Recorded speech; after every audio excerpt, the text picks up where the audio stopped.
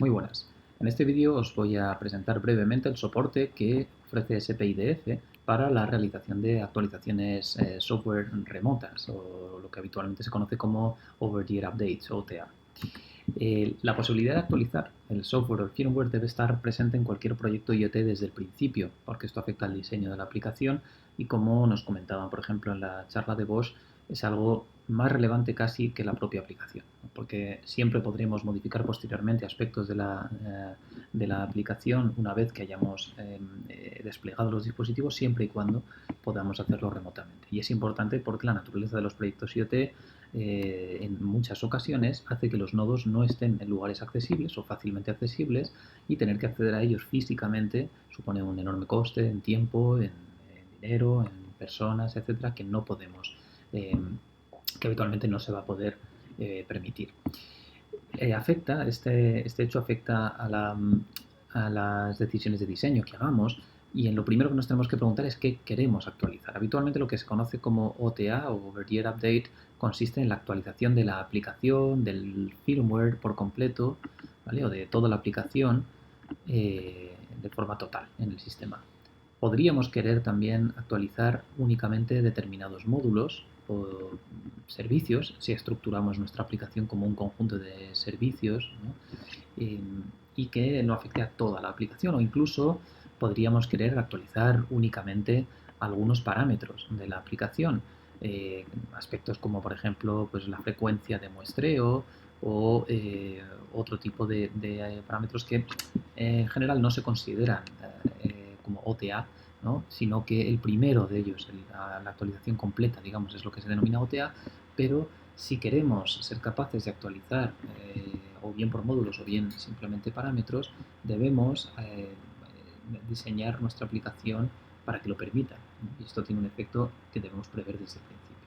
En el caso de que, como en el resto del vídeo, nos dediquemos a la posibilidad de actualizar por completo la aplicación, el firmware, hay algunos aspectos como la definición de particiones para albergar las nuevas imágenes, las distintas fases del arranque, la posibilidad de hacer rollback para volver a versiones anteriores, que debemos también tener en cuenta y que pueden influir, ¿no?, en la estructura de nuestra aplicación. SPIDF proporciona una funcionalidad relativamente básica para incluir OT en nuestros proyectos, es decir, no usa un protocolo a alto nivel tipo Lightweight M2M, sino que lo que hace es proporcionar una API que facilita la gestión de particiones, tiene ya predefinido un arranque en el sector del bootloader, un arranque selectivo si tenemos distintas particiones, y permite un mecanismo de rollback, es decir, una vuelta a una versión estable. No necesariamente para OTA, pero claro, SPIDF tiene servicios, por ejemplo, para descarga de ficheros por HTTPS, es decir, que podríamos tener una imagen, una nueva imagen de nuestra aplicación en un servidor y descargarla por HTTPS. Por ejemplo, podríamos, por tanto, y esto es lo que determina, lo que empieza a influir en el diseño de nuestra aplicación, podríamos tener algún tipo de comando que recibamos, por ejemplo, por MQTT, en el que recibimos un comando o una notificación indicando que hay una nueva versión del firmware, ¿no? Y nos pueden indicar ahí a lo mejor la URL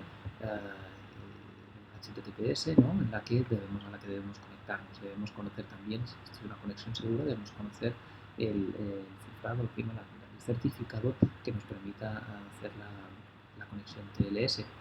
Una vez que recibimos este comando, nuestra aplicación, por tanto, influye en el diseño que hagamos, evidentemente, conectará a ese servidor, el HTTPS, y descargará la imagen. Esto es lo que haremos en la práctica, en concreto, de este tema.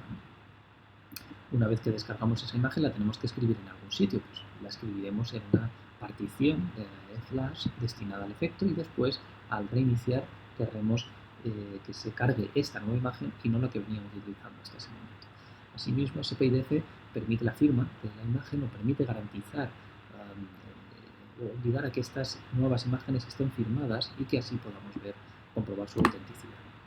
Como comentaba, el primer paso para poder soportar OTA es, el OTA completo, es tener un sistema de particiones que permita alojar las nuevas o futuras imágenes del sistema en particiones y luego arrancar de ellas de forma selectiva. Por tanto, SPIDF exige que al menos haya dos particiones, de las que llama OTA, del mismo tipo que la partición por defecto, factory, es decir, en la que está nuestra aplicación, pero el subtipo será OTA-0, 1, así hasta 16, porque podremos tener hasta 15, ¿no? De 0 a 15, porque podremos tener hasta 16 particiones destinadas a alojar hasta esas 16 versiones diferentes. Asimismo, necesita una partición OTA data, que es de tipo data, no es de tipo aplicación, y de subtipo OTA, que únicamente tiene un par de sectores, es decir, es relativamente pequeña, y que contendrá información de control acerca del estado de cada una de las imágenes que hay en las particiones, de cuál es la versión más moderna, bueno, cuál es la última que hemos escrito, cuál le corresponde, por tanto, arrancar, etc.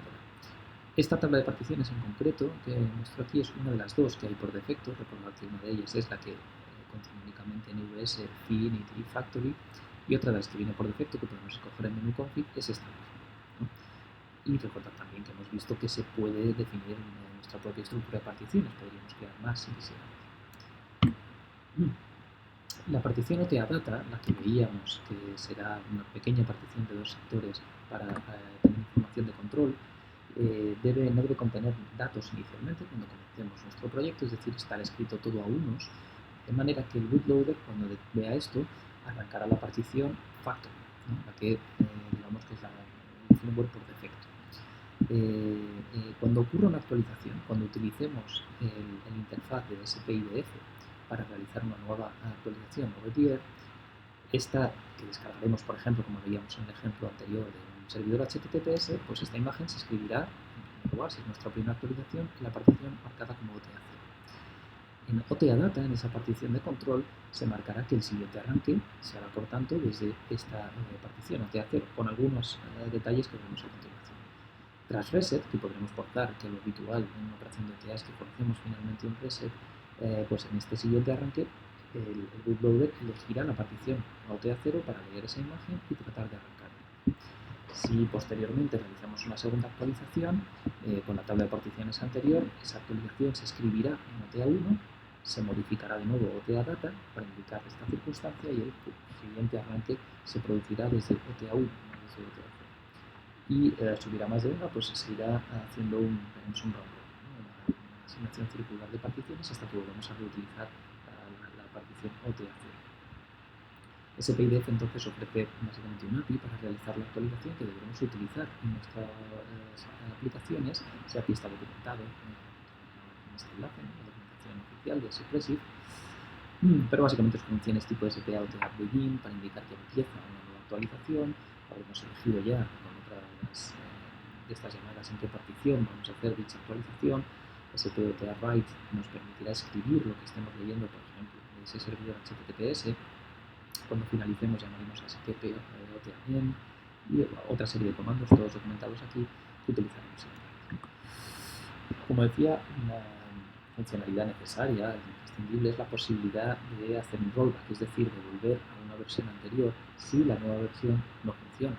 Hay una nueva imagen que no funciona correctamente, está corrupta, ha pasado cualquier circunstancia, necesitamos que el sistema vuelva a una versión anterior, con el mínimo de fábrica, ¿no? Esto se llama rollback y ese proceso en SPIDF está soportado, podemos habilitarlo y deshabilitarlo, por defecto está deshabilitado, pero básicamente se implementa en base a distintos estados que tienen las imágenes en cada una de las particiones. Cuando descargamos una nueva imagen con este proceso de OTA, la escribimos en una partición flash, esa partición, la imagen asociada a esa partición, se pone en estado new, OTA image new.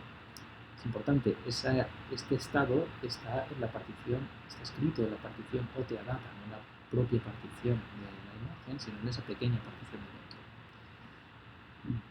Posteriormente acabaremos con el SPOTA en la actualización y próximamente hagamos un reinicio llamando, por ejemplo, a SPRestart.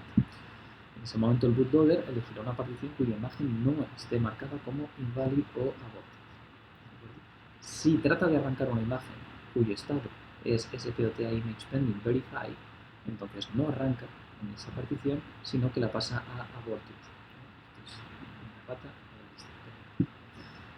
Sin embargo, si esto no es así, si la partición actual está marcada como en un proceso de actualización, está marcada como image new, lo que hace es pasar su estado a pending verify precisamente, pero arrancar en esa nueva aplicación. Es decir, la imagen que acabamos de bajar ha sido una opción, una posibilidad de arrancar esa nueva aplicación. Lo primero que debería hacer, de nuevo, es parte de nuestro código, no es algo que proporcione SPIDF porque es imposible, es nuestro código el que debe hacer un autotest, comprobar que va todo bien. Cuando lo haya hecho, marcar, pasar su estado, el estado de esa imagen de pending verify a válido.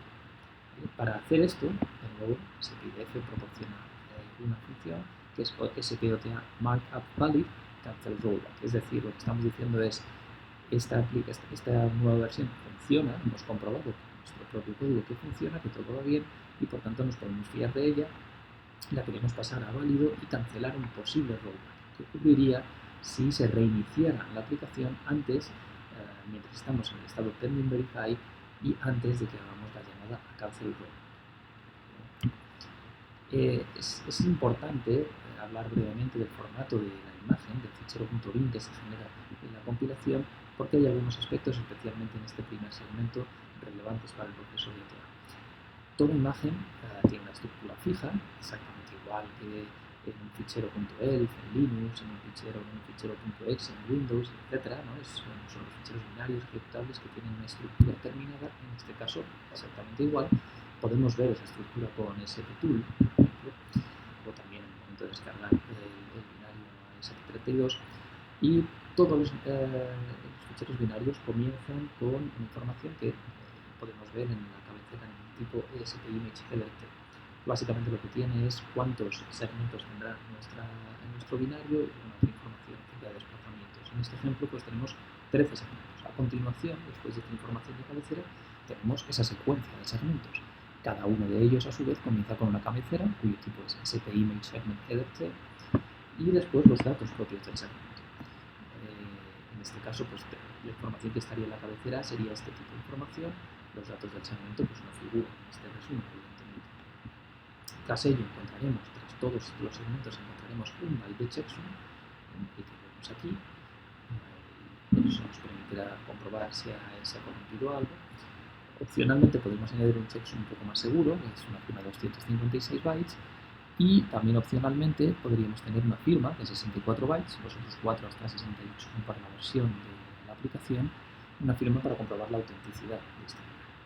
Toda esta información acerca del formato de la imagen también está documentada, evidentemente, y nos vamos a centrar, como os decía, en el primero de los segmentos, el llamado de ROM, porque contiene información acerca del descriptor de la aplicación, información que es relevante en el proceso, que puede interesar en el proceso de actualización en la prueba.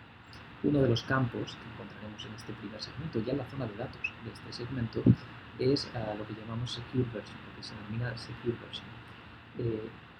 Puede ocurrir que en ocasiones nos interese no realizar un rollback porque tengamos varias versiones de la aplicación y algunas sean muy viejas y lo que llamamos su versión de seguridad sea anterior a la que tenemos especificada en memoria no volátil, en Fuse, en concreto en el registro de Fuse del DATA3 y DATA4, en el que marcaremos una versión mínima exigible a cualquier actualización que queramos. Por tanto, si a la hora de tratar de ejecutar una aplicación o de hacer un rollback se comprueba que la secure version, la versión de seguridad de esta imagen, es anterior a la que tenemos almacenada en memoria no volátil, no se hará ese rollback, no se ejecutará esa versión, se irá a otra. Tenemos también el campo versión. Esta es la que indicamos explícitamente en la variable project_ver, que podemos especificar durante la compilación de nuestra aplicación en fmakelist.txt en el comando tipo set project_ver 0101. Bueno, 0101 es la versión que queramos, ¿no? El protocolo que utilicemos para denominar las versiones pues también dependerá de nosotros, ¿no? Aunque hay estándares que dicen que si hay un cambio en el API hay que modificar pero es el primer número, podemos elegir nosotros la política de versionado, de numeración de estas versiones, pero la podemos especificar aquí de manera que después se pueda comprobar cuando vamos a hacer un OTA si esta versión es la que queremos o no ejecutar. Después está el nombre del proyecto, el tiempo y fecha de compilación o la fecha de compilación, la versión de IDF que está compilado y una firma 256, o sea, 256 del propio agente. Como mencionaba anteriormente, también es posible comprobar que la aplicación esté firmada en el proceso de actualización over-the-air, aunque no hayamos configurado completamente el arranque seguro. Recordad que si configuramos este arranque seguro, podemos modificar información en registros EFUS que una vez alterados no podremos volver a cambiar. Es decir, ese SP32 concreto en el que hayamos modificado estos bits de EFUS no podremos restaurarlos y por tanto siempre exigiría un arranque seguro. No queremos eso porque queremos dejar flexibilidad en todos los SP32 que tenemos en el laboratorio para que podamos arrancar normalmente sin forzar un arranque seguro. Si hacemos actualizaciones over-the-air, sí que podemos, por tanto, obligar a que el nuevo binario esté firmado y, evidentemente, que esa firma coincida con la que autorizamos como firma válida para nuestras aplicaciones, ¿no? Es decir, que viene de un lugar de confianza. Para hacer esto podemos utilizar, como siempre, en new config, habilitar config secure sign apps, no secure boot, esto es importante. No queremos habilitar nunca el secure boot porque si no modificaréis de forma permanente el SP32. Así que esto es importante, os lo remarca en menú config, ¿no? Nos dice no leer las documentaciones antes de esta opción en caso de que vaya a haber una modificación permanente. También necesitaremos habilitar require sign up images, que hace dos cosas: que en el proceso de over-the-air update se compruebe que la imagen está firmada y que la firma sea correcta, y por otro lado hace que cada vez que compilemos la aplicación, esta aplicación se firme de forma automática. Para ello tenemos que indicar el fichero de claves, en este la clave privada, clave pública, la clave privada pública en Secure Boot Private Signing Key dentro también del menú config. De esta manera, cada vez que compilemos nuestro proyecto, el binario que se genera estará firmado. Y nada más, esto es todo acerca del proceso de